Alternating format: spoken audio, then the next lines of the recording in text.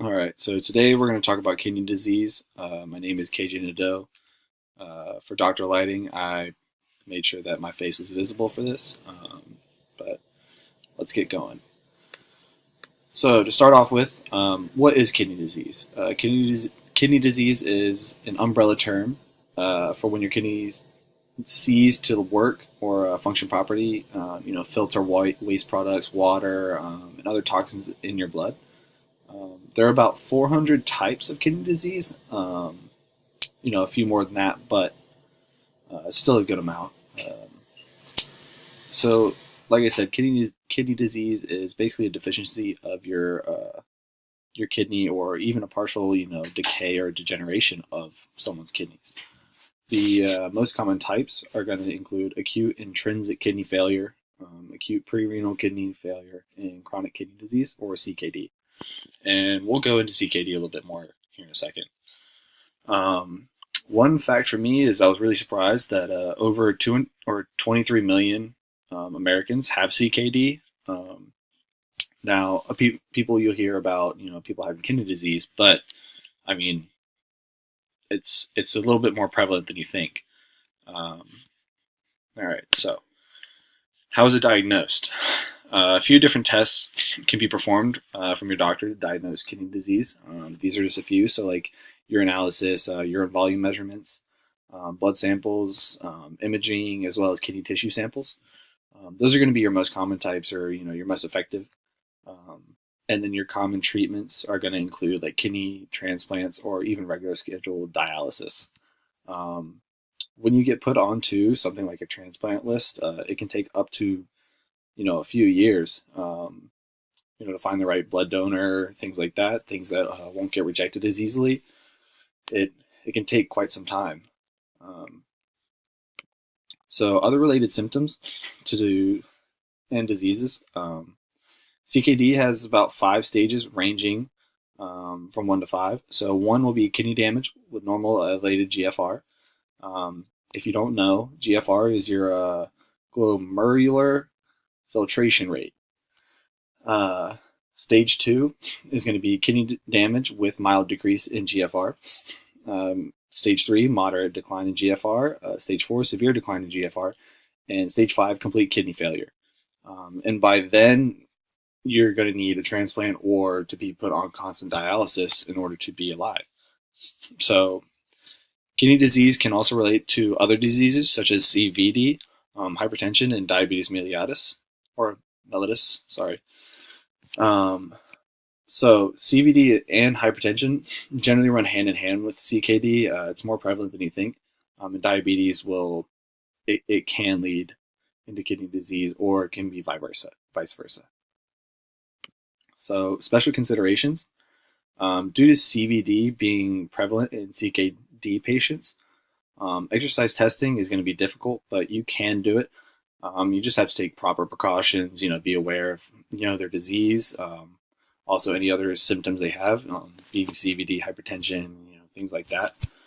So personally, I read that cycle ergometers and treadmills are going to be recommended. They're going to be less hard on someone with CVD and CKD. Um, it's just going to be an easier process for them to engage in exercise. So some experts say it's counterintuitive to do hard exercise testing or even exercise testing at all, because patients who suffer from CKD have an increased muscle fatigue. So they get tired quickly, things like that. They can't recover as well. They don't get the nutrients that they need, things like that. Trained medical personnel should always be on site. That's a must for CKD patients. Follow standard termination processes and protocols for testing always. No special consideration in that one, but just make sure you're following correct guidelines and procedures. The procedures that should be taken into consideration prior to testing: medical clearance from a doctor. You should always have your patient cleared before they engage in any exercise testing or exercise at all from a doctor. Patients on dialysis should be treated should engage in exercise on non-treatment days. So if they're getting a dialysis that day, they should participate in exercise another day, or the day before, or even the day after. Isotonic strength testing should be done with 3 rep max or more load. So you should never do a 1 rep max, 2 rep max. Always stick to a 3 rep max, and then you can predict a 1 rep max and then go off your exercise program or prescription from there.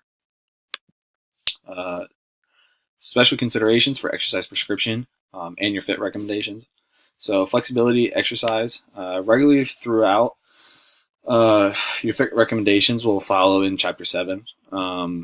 It'll be a series of exercise targeting major muscle groups, static, dynamic, PNF to improve range of motion in joints and stiff joints. You should always have a 5 to 10 minute adequate warm-up before exercise. Also, your 5 to 10 minute cool down post-exercise. So your aerobic exercise should be about 3 to 5 days per week. Moderate intensity, 40 to 60 of your VO2 reserve. And about an RPE to an 11 to 13, 10 to 14 area, but recommended for fit recommendations is 11 to 13. You should do a constant 20 to 60 minutes of continuous exercise. Now, not everyone's going to be able to do that. Not everyone's going to be able to sit on a cycle ergometer or on a treadmill for 20 straight minutes or 60 straight minutes. So if they're unable, you can break them into 3 to 5 minute bouts of intermittent exercise, but you would like to aim for 20 to 60 minutes. That is the goal of exercise, between 20 to 60 minutes of exercise. Your resistance training, you can do that 2 to 3 days per week. 70 to 75% of estimated one rep max. Like I said, we just went over this. You should never go above a 3 rep max. So anything, 4 rep max, 5 rep max, you can predict your 1 rep max and then do your exercise prescription from that, but make sure that you're never going to a 1 rep max or making them do full maximum intensity. A minimum of 1 set of 15 reps. Oh, sorry. All right. So yeah, a minimum of 1 set of 10 to 15 reps is required. That's the minimum, of course. And then you should have around 8 to 10 different exercises per session. All right, last slide here. Unique special considerations. Practice your neuromotor training and skills. If you don't know what neuromotor training and skills are, if you haven't really been brushed up on this, I find this important. 2 to 3 days per week of resistance training, or with your resistance training. Neuromotor training includes balance, coordination, your gait, and the agility. So basically, your standard things like do a standing exercise and make sure you're closing your eyes while you're doing it, things like that, just to get your brain thinking in a different way, and it trains them being able to balance better, coordination, things like that. Also, patients with CKD should be progressed into greater exercise volumes over time. Now, this is going to be normal in exercise prescription. You're going to want to grade, increase your exercise. But with CKD patients, you want to be extra careful. Patients should begin exercise around 30 to 40% of their VO2 reserve for as little as 15 to 20 minutes of continuous exercise, or whatever they can tolerate. Not everyone's going to be able to do what they can't, or not everyone's going to be able to do the max. So you would like to accommodate your patient or your person you're helping to what they can do.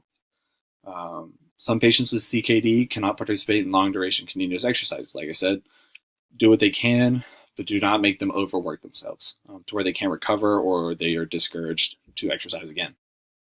Now, patients with hemodialysis should not exercise directly after a treatment. Then over this similarly, should not exercise on dialysis days. Excuse me. Patients with peritoneal dialysis can exercise with some fluid in their abdomen. Not always recommended, but they can. If discomfort is presented, they start saying, they don't want to exercise, they feel uncomfortable, they feel a little sick.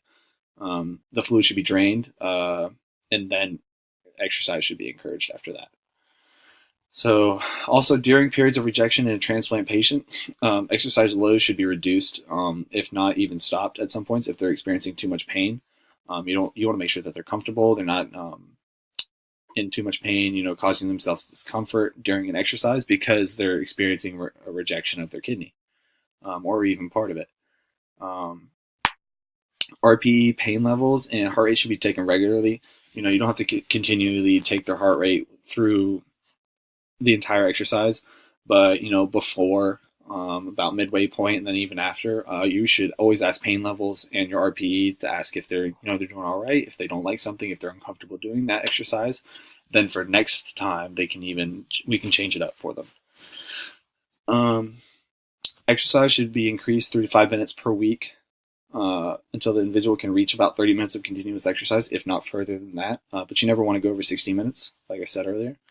And if a patient is struggling and they can't push themselves, if they're severely fatigued, reduce the load slightly and proceed with a revised plan. So back up their sessions a couple of days, make sure that they're comfortable with their exercise, and even coach them through it a little bit better, or go over things with them.